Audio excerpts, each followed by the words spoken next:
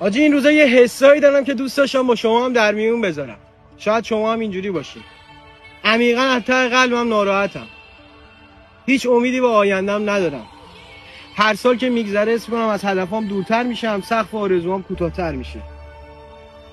نگرانم، خیلی نگرانم. هم نگران خودم، هم نگران خانواده‌ام، پدر مادرم، اطرافیانم، ولی هیچ کاری از دستم بر نمیاد و این شم دارم آب میشم. کلافم، خیلی کلافم.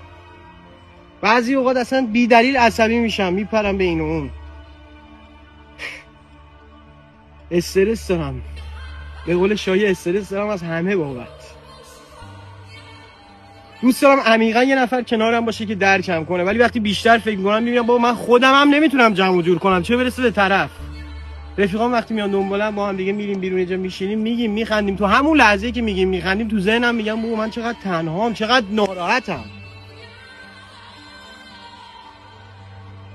خوابمون که تنظیم نیست. موقعی هم که میخوایم بخوابیم هزار تا فکر میاد تو سرم. دنبال یه ذره اینقدر آرامش میگردیم. من فقط این کلیپو گرفتم بگم اگه تو همین استو میکنی بدون تنها نیستی. با همین کلیپو بفرست واسه یه نفر دیگه، شاید حداقل یکی درکش کرده که حرفاشو زد.